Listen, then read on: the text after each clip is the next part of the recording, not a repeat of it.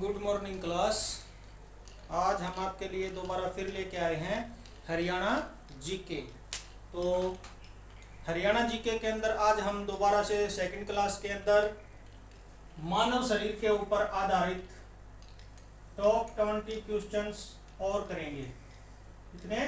Top 20 questions मानव शरीर पर आधारित टॉप 20 क्वेश्चंस किसके हैं? ये जीके के, जो हमारे से पेपरों में पूछी जाती है। टॉप 20 क्वेश्चंस मानव शरीर के ऊपर। तो चलिए स्टार्ट करते हैं। मानव शरीर के ऊपर फर्स्ट क्वेश्चन है, शरीर में रक्त परिभ्रमण में कितना समय लगता है? जब हमारा हृदय जो है रक्त को पंप करता है, रक्त को आगे भेजता है, तो उसको पूरे शरीर के अंदर चक्कर लगाने में कितना समय लगता है? हमारे हृदय के अंदर, हमारे दिल के अंदर 4 चैम्बर होते हैं जिसके अंदर रक्त को पंप किया जाता है। रक्त को पंप करते समय क्या होता है कि पहले तो रक्त को पंप किया जाएगा, शुद्ध रक्त है जो, शुद्ध रक्त का मतलब होता है ऑक्सीजन युक्त रक्त। उस रक्त के अंदर जो है ऑक्सीजन को मिला दिया जाता है और उसको पूरे शरीर में भेज दिया जाता है। तो उसको पूरे शरीर का चक्कर लगाने में, यानी कि शरीर के छोटे से छोटे हिस्से तक ऑक्सीजन पहुंचाने का कार्य ब्लड करता है, हमारा आरबीसी करता है, रेड ब्लड सेल्स। तो उसको पूरे शरीर का चक्कर लगाने में कितना समय लगता है? वो क्या क्या कार्य करता है? उसको पूरे शरीर का चक्कर लगाने में केवल 23 सेकंड का समय लगता है। कितना लगता है? 23 सेकंड। वो 23 सेकंड के अंदर क्या करता है? हृदय से ऑक्सीजन युक्त रक्त लेता है, शरीर के सभी भागों तक पहुंचा देता है। शरीर के सभी भाग ऑक्सीजन को अवशोषित कर लेते हैं और उन भागों के अंदर जो कार्बन डाइऑक्साइड होती है उसको उस रक्त के साथ वापिस हृदय तक भेज दिया जाता है। तो हृदय से शुद्ध रक्त को लेके जाना, शरीर के सभी भागों तक देना और वहां से ऑक्सीजन को अवशोषित करने के बाद कार्बन डाइऑक्साइड को उस रक्त के साथ मिलाना और फिर वापस उस रक्त का हृदय तक आना, इस क्रिया में मात्र 23 सेकंड का समय लगता है। 23 सेकंड के अंदर हमारा एक ब्लड सर्कुलेशन जो होता है, एक चक्कर पूरा हो जाता है। क्वेश्चन नंबर 2 कहता है, मानव शरीर में जल की मात्रा कितनी होती है? हमारे शरीर के अंदर पानी की मात्रा कितनी होती है? हमारे शरीर के अंदर आधे से ज्यादा जो है पानी होता है, क्योंकि हमारी जो कोशिकाएं होती हैं, कोशिकाओं के अंदर जो छोटे छोटे तत्व पाए जाते हैं जिनसे कोशिकाओं का निर्माण होता है, जिनसे कोशिकाएं क्या करती हैं, शरीर के सभी भागों में रक्त का और पानी का और नई कोशिकाओं के निर्माण का, ये कोशिका के चैप्टर के अंदर डिटेल से बताएंगे। तो वहां पर एक अंतःप्रद्रव्य जालिका होती है जो पानी को अवशोषित करती है। तो हमारे शरीर में जल की कितनी मात्रा होती है? 65% से 80% तक हमारे शरीर में जल पाया जाता है। कितना जल पाया जाता है? हमारे शरीर को प्यास लगती है, जब हमारे शरीर के अंदर से 1% भी पानी की कमी हो जाती है तो हमें प्यास लग जाती है। और अगर ज्यादा परसेंट की कमी हो जाए, 3 या 4% की कमी हो जाती है तो हमारे शरीर के अंदर डिहाइड्रेशन हो जाता है। और 5-6% की कमी पे तो आदमी की मृत्यु हो जाती है। तो 1% भी अगर पानी की कमी हो जाती है हमारे शरीर में, तो उसी समय जो है हमारा शरीर पानी को मांग लेता है हमारे शरीर से। कैसे मांगता है? हमें प्यास अनुभव होती है और हम पानी पीते हैं, जिससे वो उसकी कमी को पूरा कर लेता है। तो हमारे शरीर में 65 से 80% तक पानी पाया जाता है। क्वेश्चन नंबर 3, रक्त की मात्रा शरीर के बाहर का कितने % होती है? हमारे शरीर में जो ब्लड होता है वो हमारे शरीर के बाहर का कितने % होता है? हमारे शरीर के बाहर का 7% हमारे शरीर में रक्त पाया जाता है। क्या पाया जाता है? रक्त पाया जाता है। कैसे? हमारे शरीर का भार मान लो 70 किलोग्राम है तो उसके अंदर 7 किलोग्राम की संभावना हो जाती है। औरतों के अंदर ब्लड ज्यादा पाया जाता है, मनुष्यों के अंदर, आदमियों के अंदर, नर के अंदर जो है ब्लड की मात्रा कम होती है। किसकी अपेक्षा? औरतों की अपेक्षा। ये आगे बताएंगे। तो हमारे शरीर में रक्त की मात्रा शरीर के भार का कितने % होती है? हमारे शरीर के भार का 7% होती है। एक सामान्य और स्वस्थ मनुष्य का जो है 60 किलोग्राम या 65 किलोग्राम तक का वजन जो है वो सामान्य होता है। उससे ऊपर जब वजन चला जाता है 70, 80, 80, 90 किलोग्राम, तो हमारे शरीर में फैट की मात्रा बढ़ जाती है, जिससे वो वजन बढ़ जाता है। पानी की मात्रा में कोई फर्क नहीं पड़ता, ना ब्लड की मात्रा में फर्क पड़ता है। वो एक्स्ट्रा चर्बी जो होती है वही उस भार को बढ़ाती है, नहीं तो 60 किलोग्राम जो है स्वस्थ मनुष्य का भार माना गया है। अगर किसी का भार 90 किलोग्राम है तो उसके अंदर 30 किलोग्राम चर्बी ज्यादा हो गई है, इसलिए जो है उसका ब्लड तो रहेगा उतना ही, ब्लड की मात्रा नहीं बढ़ेगी। कदे नहीं सोचो 90 किलोग्राम उसका वजन है तो उसके शरीर में उसका 7% भार, यानी कि 90 का 7% कितना हो जाएगा? 90 का 7% 6.6 लीटर के आसपास हो जाएगा, 6.25 किलोग्राम के आसपास हो जाएगा। 6.25 किलोग्राम उसके अंदर रक्त मिलेगा। किलोग्राम में अकॉर्डिंग टू भार, मनुष्य के शरीर के भार के अकॉर्डिंग हम उसको किलोग्राम में ले सकते हैं, लेकिन जो रक्त होता है वो लीटर के अंदर पाया जाता है। क्वेश्चन नंबर 4 है, मनुष्य में कितनी जोड़ी पसलियां पाई जाती हैं? पसलियां, हमारी जो पसलियां होती हैं ये इस साइड में पाई जाती हैं, दोनों तरफ। ये पसलियां कितनी जोड़ी होती हैं? आधी इधर होती हैं, आधी इस साइड में होती हैं। तो ये कितनी होती हैं? ये 12 जोड़ी होती हैं। 12 जोड़ी का मतलब 12 इस साइड हैं और 12 इस साइड हैं, टोटल 24 हैं। तो ये 12 जोड़ी हैं। कितनी हैं? 12 जोड़ी। कितनी जोड़ी पसलियां पाई जाती हैं? 12 जोड़ी, दोनों तरफ की मिलाकर 24 हो जाती हैं। नेक्स्ट क्वेश्चन, मनुष्य में रक्त की मात्रा कितनी होती है? मनुष्य के अंदर आ गया ना क्वेश्चन, मनुष्य के अंदर रक्त की मात्रा कितनी होती है? मनुष्य में, एक स्वस्थ मनुष्य के अंदर रक्त जो होता है वो 5 से 6 लीटर तक होता है, बस, इससे ज्यादा नहीं होता। लेकिन औरतों के अंदर ये 7 से 8 लीटर तक पाया जाता है। जो पाया जाता है क्योंकि औरतों को कहा जाता है ना कि औरतें जो है मनुष्यों का खून चूसती हैं, तो इसलिए उनका जो ब्लड है वो ज्यादा हो जाता है। लेकिन ये सत्य नहीं है, ये सिर्फ एक मजाक है। औरतों का अंदर ब्लड जो है 7 से 8 लीटर होता है, जबकि मनुष्यों के अंदर ब्लड 5 से 6 लीटर ही पाया जाता है। नेक्स्ट क्वेश्चन, मानव रक्त का पीएच मान कितना होता है? अब देखो पीएच मान क्या होता है? पीएच मान का मतलब होता है किसी भी द्रव पदार्थ की अवस्था दर्शाना। कैसी अवस्था? कि वो खट्टा है, मीठा है या उदासीन है। खट्टा, मीठा, उदासीन, 3 प्रकार का द्रव पाया जाता है। द्रव चाहे कोई भी हो, रक्त भी एक द्रव है, पानी भी एक द्रव है, दूध भी एक द्रव है, तो सबका पीएच मान अलग अलग होता है।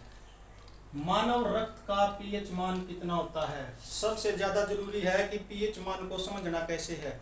7, जिसका पीएच मान 7 होगा वो उदासीन होगा। उदासीन का मतलब उसमें किसी प्रकार का भी कोई स्वाद नहीं होगा। 7 से कम, 7 से जितना भी कम होता जाएगा वो खट्टा होता चला जाएगा। अगर 6 है तो कम खट्टा है, 3 आ जाएगा तो ज़्यादा खट्टा हो जाएगा, 1 पे तो बहुत ज़्यादा खट्टा हो जाएगा। तो इस तरह से जितना कम होता जाएगा उसकी खटास उतनी ही बढ़ती जाएगी। और 7 से ज़्यादा जितना हो जाएगा उसके अंदर कड़वाहट बढ़ती जाएगी, उसका जो अवस्था है वो कड़वी होती चली जाएगी। तो 7 के ऊपर उदासीन, 7 से कम अमल और 7 से ज़्यादा अक्षार। खट्टे को अमल बोलते हैं और कड़वे को अक्षार बोलते हैं, और जिसमें कोई स्वाद ना हो उसको उदासीन बोला जाता है। तो मानव रक्त का पीएच मान कितना होता है? मानव रक्त का पीएच मान 7.4 होता है। 7.4। वो जब भी हमारा खून निकलता है तो कई बार हम जो है मुंह में ले लेते हैं कटे हुए भाग को, तो हमारे खून के अंदर कैसा स्वाद आता है? हमें नमकीन स्वाद आता है, हल्का हल्का नमकीन स्वाद आता है, क्योंकि वो 7 से 0.4 ज़्यादा है, इसलिए उसके अंदर अक्षार की मात्रा कुछ हद तक पाई जाती है। नेक्स्ट क्वेश्चन है, रक्त को शुद्ध करने वाला अंग कौन सा है? हमारे रक्त को शुद्ध कौन करता है? हमारे रक्त को हमारी जो किडनी होती है, क्या होती है? किडनी। हमारी किडनी जो है रक्त को साफ करने का कार्य करती है। रक्त को साफ करके किडनी हृदय को भेजती है और हृदय उसको ऑक्सीजन में मिला के और शरीर के सभी भागों में उसका परिवहन करवाता है। वहां से फिर वो कार्बन डाइऑक्साइड युक्त रक्त को वापस हृदय तक लाकर छोड़ देता है और वो हृदय उस रक्त को किडनी को ट्रांसफर कर देता है और किडनी उसको फिर से साफ करना शुरू कर देती है। अगला है लाल रक्त का जीवन काल कितने दिन का होता है। हमारे शरीर में दो प्रकार का रक्त पाया जाता है, आरबीसी और WBC. RBC means red blood cells, लाल रक्त कणिकाएं, और डब्ल्यूबीसी व्हाइट ब्लड सेल यानी कि श्वेत रक्त कणिकाएं।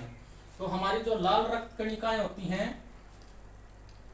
लाल रक्त कणिकाएं, उनका जीवन काल कितना होता है। हमारे शरीर के अंदर जो रक्त होता है लाल रंग वाला, लाल रंग किसके कारण होता है, हमारे शरीर में पाया जाने वाला एक तत्व होता है जिसको हीमोग्लोबिन बोला जाता है। हीमोग्लोबिन जब रक्त के साथ मिल जाता है तो उसका रंग लाल हो जाता है। तो हमारे शरीर में जो लाल रक्त कणिकाओं का जीवन काल है वो 20 से 120 दिन तक माना गया है। 20 से 120 हमारे शरीर में जो रक्त है वो 20 दिन के बाद और 120 दिन के अंदर, 20 से 120 दिन के बीच में कभी भी खत्म हो जाएगा और नया रक्त बनना शुरू हो जाएगा। तो पुराना रक्त जो है वो खत्म होता रहता है और नया बनता रहता है। इसी तरह जो होती हैं श्वेत रक्त कण, श्वेत रक्त कण या श्वेत रक्त कणिकाएं जिसको डब्ल्यूबीसी बोला जाता है, उनका जीवन काल कितने दिन का होता है। ये जो श्वेत रक्त कणिकाएं होती हैं ये हमारे शरीर के अंदर बीमारियों से लड़ने में सहायक होती हैं। ये हमारे शरीर की बीमारियों के जो अनवांछित कीटाणु होते हैं उनको नष्ट करने का कार्य करती हैं। इनका जीवन काल बहुत ही कम होता है, ये 2 से 4 दिन का ही होता है। 2 से 4 दिन में ये श्वेत रक्त कणिकाएं खत्म हो जाती हैं और नई बनकर तैयार हो जाती हैं। तो 2 से 4 दिन में श्वेत रक्त कणिकाओं का जीवन काल होता है। नेक्स्ट क्वेश्चन है सर्वदाता रक्त समूह कौन सा होता है। सर्वदाता का मतलब होता है जो सबको रक्त दे सके, ऐसा रक्त, ऐसा डोनर, यूनिवर्सल डोनर बोला जाता है उसको। सर्वदाता means universal donor, donor means रक्त देने वाला। तो यूनिवर्सल डोनर जो होता है वो कौन होता है, जो सबको अपना रक्त दे सकता है और सबको वो एडजस्ट भी हो जाएगा। जिस आदमी का या जिस मनुष्य का, जिस औरत का भी ब्लड ग्रुप ओ होगा, क्या होगा, ओ होगा, ओ वाला किसी ने भी रक्त दे दो, क्योंकि ब्लड जो है 4 प्रकार का होता है, ए बी और ओ, 4 प्रकार का होता है। इसमें ओ ब्लड ग्रुप एक ऐसा ग्रुप है जो ए बी और ए बी वालों को भी अगर चढ़ा दिया जाए तो उनको कोई दिक्कत नहीं होती। सर्वग्राही रक्त समूह कौन सा होता है।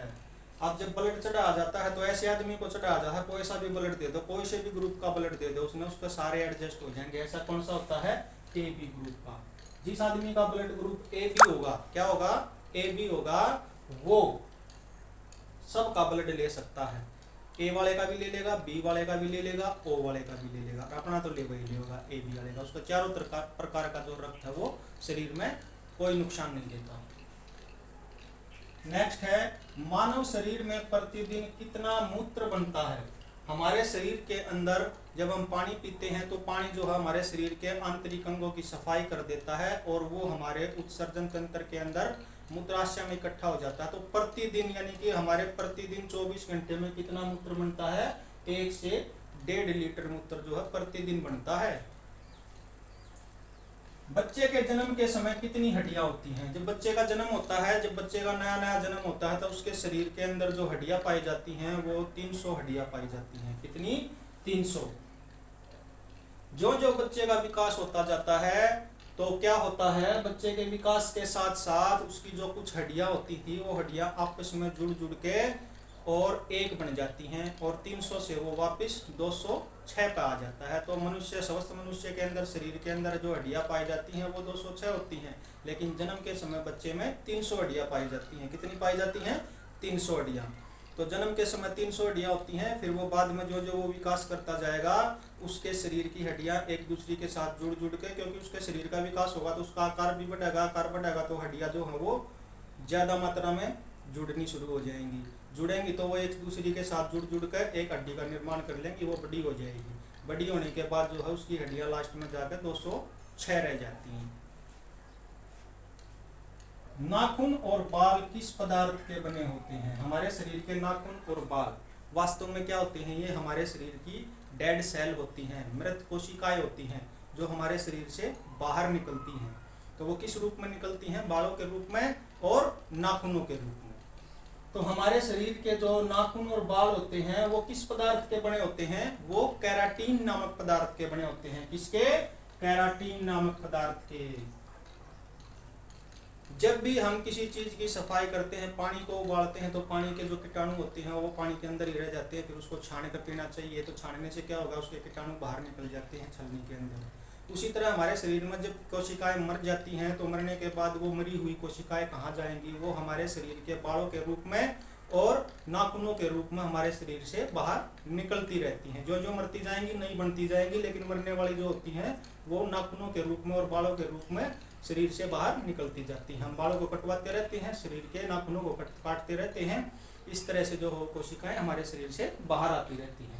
तो वो कोशिकाएं जो होती हैं बाल और नाखून के रूप में किसकी बनी होती हैं? केराटिन की बनी होती हैं। शरीर की सबसे कमजोर हड्डी कौन सी होती है? हमारे शरीर की सबसे कमजोर हड्डी कौन सी होती है? हमारे शरीर की सबसे कमजोर हड्डी हमारी रीढ़ की हड्डी होती है, जिसको हम अपना बेस बोलते हैं। हमारा शरीर जो है रीढ़ की हड्डी के सहारे ही सीधा खड़ा हो पाता है, लेकिन वो सबसे कमजोर हड्डी होती है। तो रीढ़ की हड्डी जो है हमारे शरीर की सबसे कमजोर हड्डी है। अब नेक्स्ट क्वेश्चन है, ध्यान से देखना। एपिडर्मिस में त्वचा की कितनी परतें होती हैं? एपिडर्मिस में त्वचा की कितनी परतें होती हैं? अब सबसे पहले तो देखो एपिडर्मिस होता क्या है। एपिडर्मिस हमारी त्वचा का बाह्य भाग होता है। हमारी त्वचा का बाह्य भाग होता है और इसके अंदर 5 परतें पाई जाती हैं। हमारी जो त्वचा है इसके नीचे ब्लड भी है, ठीक है। तो इस त्वचा के अंदर अगर माइक्रोस्कोप से देखा जाए तो इसके अंदर 5 परतें होती हैं। उन 5 परतों के नीचे जो है खून को प्रवाहित करने वाली जो नलिकाएं होती हैं, जिनको हम धागेदार संरचनाएं बोलते हैं, वो इस 5 परतों के नीचे होती हैं। इन 5 परतों के अंदर कोई भी ब्लड को फैलाने वाली धागे जैसी संरचनाएं नहीं होती। उसके अंदर केवल तंत्रिका तंत्र वाली जो संरचनाएं हैं वो फैली होती हैं, जो संदेश पहुंचाने का कार्य करती हैं। हमारे शरीर में कहीं पर भी अगर छोटी सी खरोंच लग जाएगी तो क्या होगा? उन 5 परतों के अंदर ब्लड की सेल्स नहीं होती। ब्लड पहुंचाने वाली धागे जैसी संरचनाएं या कोई रक्तवाहिनी या धमनी या शिरा कुछ नहीं होती, तो वहां से ब्लड नहीं निकलेगा। क्या होगा? अगर हमारा हाथ किसी गर्म चीज को टच कर जाता है तो केवल हमें एहसास होगा।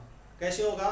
क्योंकि संदेश पहुंचाने वाली जो तंत्रिका कोशिकाएं होती हैं वो इसके अंदर फैली हुई हैं। वो केवल संदेश पहुंचाती हैं कि गर्म चीज का हाथ लग गया, तो वो एहसास कराएंगी, ब्लड नहीं निकलेगा। ब्लड कब निकलेगा? जब वो 5 परतें कट जाएंगी या 5 परतों के नीचे जख्म पहुंच जाएगा तो वहां से ब्लड निकलेगा।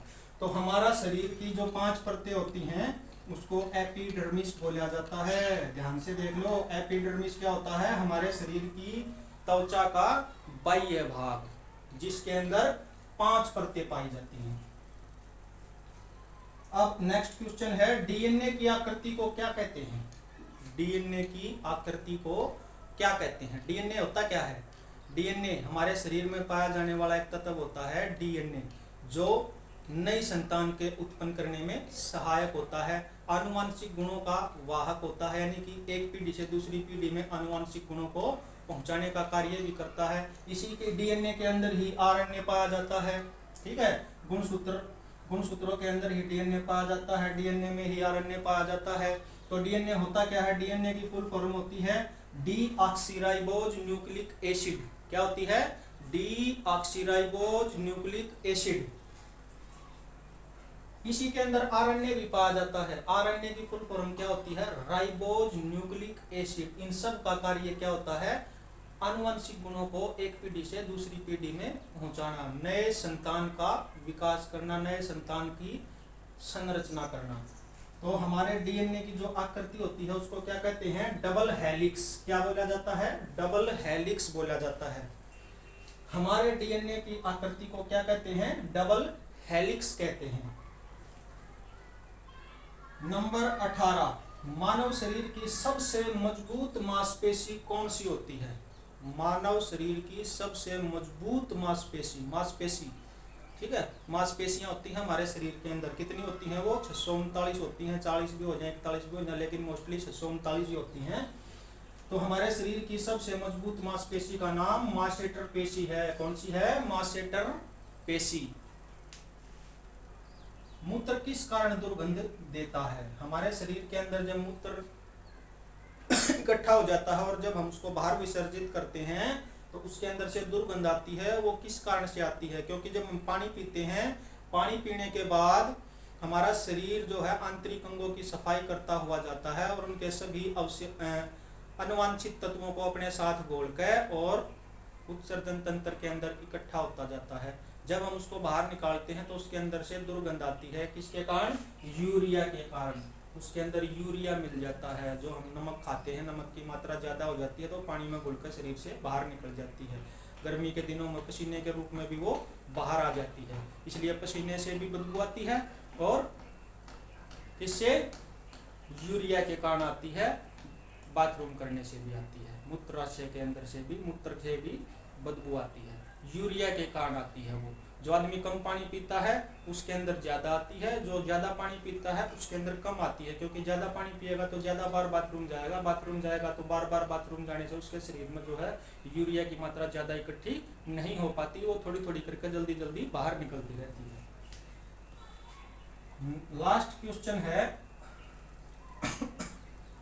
रक्तचाप मापने का यंत्र कौन सा होता है। बीपी मापन का, ब्लड प्रेशर, जिसको रक्तचाप बोला जाता है। डॉक्टर दोहरा जाओगे, बीपी चेक करते। पिछली क्लास में मैंने बताया था कि एक स्वस्थ मनुष्य के अंदर ब्लड प्रेशर कितना हो सकता है, तो 120/80। 120 जो होता है वो हाई होता है और कुल 80 जो होता है वो लो का लगता है। लो के ऊपर नॉर्मल, 120 और 80 होगा तो शरीर जो है नॉर्मल रहेगा। 120 से ज़्यादा हो जाएगा तो वो हाई ब्लड प्रेशर कहलाएगा और 80 से कम हो जाएगा तो लो ब्लड प्रेशर कहलाएगा। तो रक्तचाप को मापने वाला यंत्र कौन सा है। डॉक्टर दोहरा जाएंगे, डॉक्टर हाथ पर एक पट्टा लपेटेगा और हाथ से उसको खींचेगा। आजकल तो डिजिटल भी आ रहे हैं, हाथ पर लपेट कर खटका दबा दें, उस समय नंबर आ जाए, नंबर आते ही वो बता दे है कि किसका बीपी कितना है। वो नसों के अंदर बहने वाले रक्त के माध्यम से ही पता लगाता है कि इसके शरीर के अंदर नसों में किस स्पीड से रक्त प्रवाहित हो रहा है। तो उस यंत्र का नाम होता है स्फिग्नोमैनोमीटर। क्या होता है, स्फिग्नोमैनोमीटर। तो आज के ये 20 क्वेश्चन हैं, आज के ये 20 क्वेश्चन कंप्लीट हो गए हैं। आपको क्लास अच्छी लगी होगी तो एक बार इसको जल्दी जल्दी रिवाइज कर देते हैं। शरीर में रक्त परिभ्रमण में कितना समय लगता है, केवल 23 सेकंड। हृदय से रक्त जाना और वापिस आना, जाने में ऑक्सीजन लेकर जाएगा, आने में कार्बन डाइऑक्साइड लेकर आएगा, तो इसमें केवल 23 सेकंड का ही समय लगता है। मानव शरीर में जल की मात्रा कितनी होती है, 65 से 80% होती है। रक्त की मात्रा शरीर के बाहर का 7% होती है। मनुष्य में कितनी जोड़ी पसलियां पाई जाती हैं, 12 जोड़ी। अगर पूछले मनुष्य में कितनी पसलियां पाई जाती हैं तो 24 पसलियां पाई जाती हैं। अगर जोड़ी पूछे तो 12। मनुष्य में रक्त की मात्रा 5 से 6 लीटर होती है। औरतों के अंदर 7 से 8 लीटर भी हो जाती है, उनके अंदर 1 या 2 लीटर ज्यादा होता है। मानव रक्त का पीएच मान 7.4 होता है। रक्त को शुद्ध करने वाले अंग का नाम किडनी है। किडनी जो होती है, हमारे जो गुर्दे होते हैं, किडनी होती है, वो रक्त को साफ करने का कार्य करती है। लाल रक्त कणिकाओं का जीवन काल 20 से 120 दिन का होता है, जबकि श्वेत रक्त कणिकाओं का जीवन काल 2 से 4 दिन का ही होता है। सर्वदाता रक्त समूह, सर्वदाता जो सबको रक्त दे सके ऐसा व्यक्ति ओ ब्लड ग्रुप का मिलेगा, और जो सबका रक्त ले सके वो ए बी ब्लड ग्रुप वाला होगा। मानव शरीर में प्रतिदिन 1 से 1.5 लीटर मूत्र का विकास होता है, 1 से 1.5 लीटर मूत्र बनता है। बच्चे के समय हड्डियों की संख्या 300 होती है। नाखून और बाल केराटिन नामक पदार्थ के बने हुए होते हैं। शरीर की सबसे कमजोर हड्डी हमारी रीढ़ की हड्डी कहलाती है। और एपिडर्मिस में त्वचा की 5 परतें पाई जाती हैं। फिर से बता देता हूं, एपिडर्मिस हमारी त्वचा का बाह्य भाग होता है। इस त्वचा के अंदर 5 परतें होती हैं। इन परतों के अंदर केवल तंत्रिका तंत्र फैला हुआ होता है। इसके अंदर रक्त को प्रवाहित करने वाली धमनियां, सिराएं या पतली पतली धागे जैसी संरचनाएं जो पाई जाती हैं, जो रक्त को शरीर के सभी पार्टों तक पहुंचाती हैं, वो नहीं होती। वो इन 5 परतों के नीचे होती हैं। इनके अंदर केवल संदेशवाहक तंत्र पाया जाता है, जिसको हम क्या कहते हैं? तंत्रिका तंत्र। डीएनए की आकृति डबल हेलिक्स कहलाती है। डीएनए की full form deoxyribose nucleic acid होती है। आरएनए की full form ribose nucleic acid होती है। तो गुणसूत्रों के अंदर ही डीएनए पाया जाता है, डीएनए के अंदर ही आरएनए पाया जाता है। ये गुणसूत्रों के अंदर पाए जाने वाले तत्व होते हैं। मानव शरीर की सबसे मजबूत मांसपेशी मासेटर पेशी होती है। और मूत्र में दुर्गंध जो है यूरिया के कारण। और रक्त को मापने वाला यंत्र स्फिग्नोमेनोमीटर होता है। आशा है आपको क्लास अच्छी लगी होगी। अगर क्लास अच्छी लगी है तो लाइक करना और सब्सक्राइब करना ना भूलें। ठीक है, तो मिलते हैं नेक्स्ट क्लास के अंदर। तब तक टॉप 20 मानव शरीर पर आधारित प्रश्न उत्तर याद कर लीजिए। हर कक्षा के अंदर पूछे जाते हैं और बहुत ही इंपॉर्टेंट और छांट छांट के लाए गए प्रश्न हैं जो आजकल पूछे जा रहे हैं। तो मिलते हैं नेक्स्ट क्लास में। तब तक जय हिंद, जय भारत।